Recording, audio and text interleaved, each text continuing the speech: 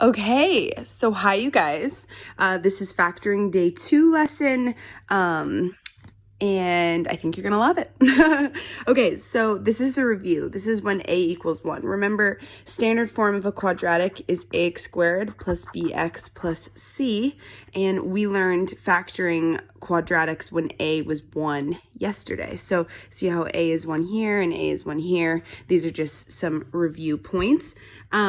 So you always want to multiply up to this back number and add up to the middle number. So we want to multiply to 8, add to 6. So you list the factors of 8. It's a -6, so we're going to have to play around with it because, 1 and 8, 2 and 4 are the factors. But we need to somehow get to a -6. Now, I want you to hopefully remember when the quadratic has 2 pluses, x squared plus bx plus c. The factors will end up having 2 pluses. This is a good sign practice because the only way you can multiply up to a positive number and add up to a positive number is if you have 2 positive numbers. Yeah, like in this case. But if there's a negative and then a plus, so I'm going to write that, I guess down here. X squared minus bx plus c. If there's a minus and then a plus, like this case, a minus and then a plus, the only way that you can do that is if you multiply up to a positive number, add up to a negative number, is if both of the numbers are negative. So these are 2 cases you should look at. If the original problem has 2 pluses, the factors will have 2 pluses. If the original problem has a minus and then a plus, they'll both be minuses. Now, if you're confused by that, look at this. So we want to multiply up to positive 8, add up to -6. Well, we know 2 and 4 can multiply up to 8 and add up to -6 if they're both negative. So if I have x minus 2, x minus 4, these will be the factors of this quadratic. X squared minus 4x minus 2x gets minus 6x, and minus 2 times minus 4 multiplies up to positive 8. When we FOIL this out, we'd go back up to that quadratic. So that's the fully factored form of that. Well, what we learned yesterday, if that does make sense, go watch my video from yesterday. Now this guy, so we have 2 pluses, so we know that the 2 factors will also have 2 pluses. And we want to multiply up to 3, add up to 4. So we list the factors of 3, 1 and 3. Those are the only factors of 3. And the way that they could add up to 4 is if we just add 1 and 3. So plus 1 plus 3 go in the back. And the only way we get x squared is x and x in the front. So x plus 3, x plus 1 factor back up to that. You can always check x squared by FOILing out first, outer, inner, and last, multiplying them all out.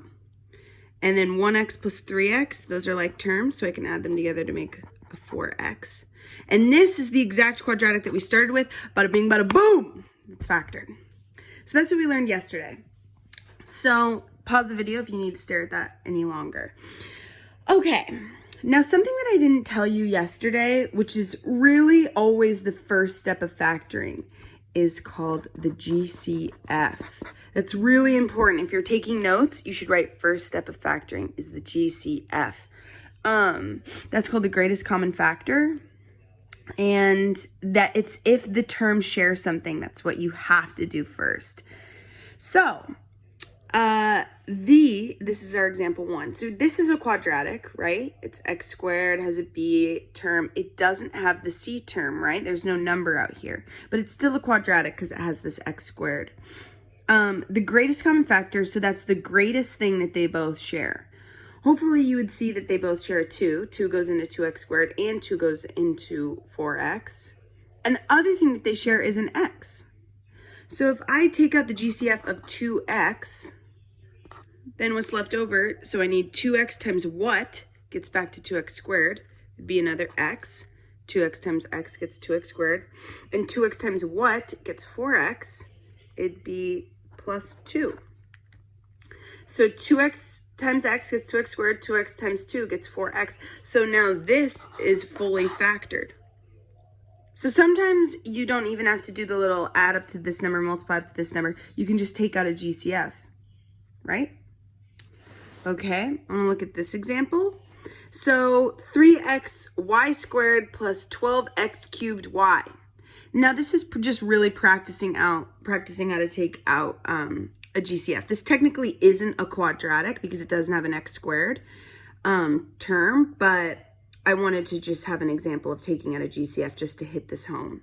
So you look at what both terms share, and 3 goes into 3xy squared and goes into 12x cubed y.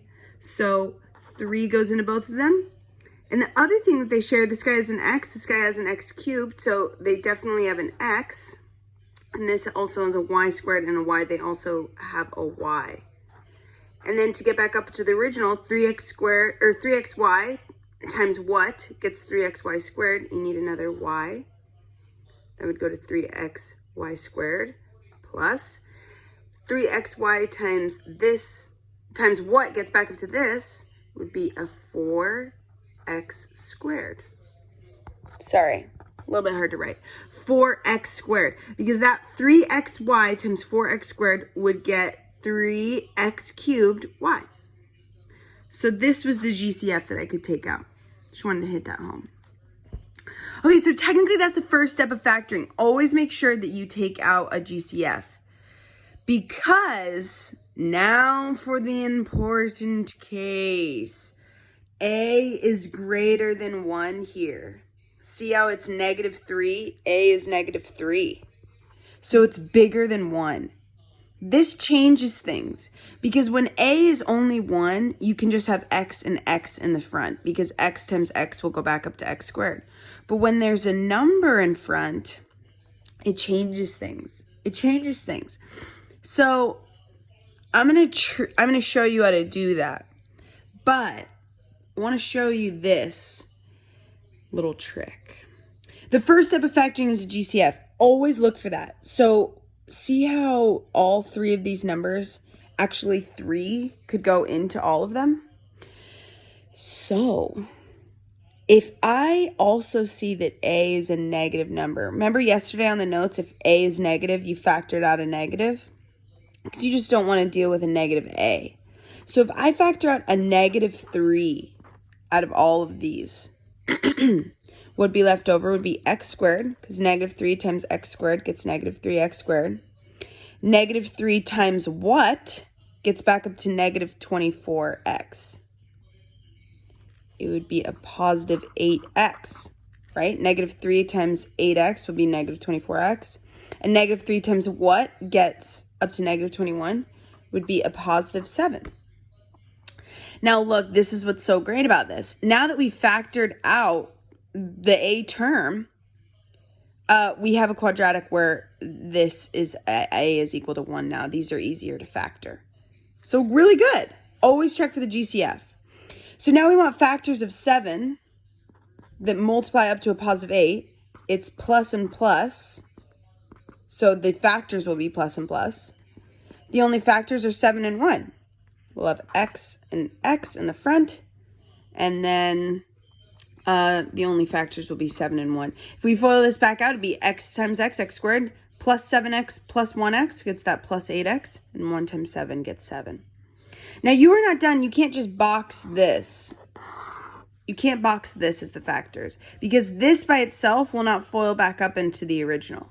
You need to bring down the -3 that you took out. Now this is the final answer. When you FOIL this out, that will go back up to the original. So this is the fully factored form. Okay? So always check for the GCF. This guy. Make sure you pause the video and see if you can do the problem before I start. So, here, the GCF would be 5. If I take a 5 out of all of these, then I can go 5x squared plus 30x plus 40. Take the GCF out. Now we have a quadratic where 1 is the A factor, so it's really easy. We just have to list the factors of 8 that multiply up to 6. And we have actually done one similar to this. So 2 and 4 are what multiply up to 8 and add up to 6. Then we have x and x in the front, plus and plus. Bring down our GCF. Bada bing, bada boom. That's fully factored. Because if we FOIL this out, we get it back up to here, and we multiply all of these by 5, we go back up to here. So this matches this. So always make sure to take out a GCF because it can kind of make your quadratic easier. Cool? So that's taking out a GCF to get back to where you have a quadratic where a is equal to 1. I'm going to do another video because I'm already at 10 minutes for how to factor when a is greater than 1 and there's no GCF to take out. And then I will do one more video today with difference of squares. So make sure you look at all 3 videos. Awesome possum.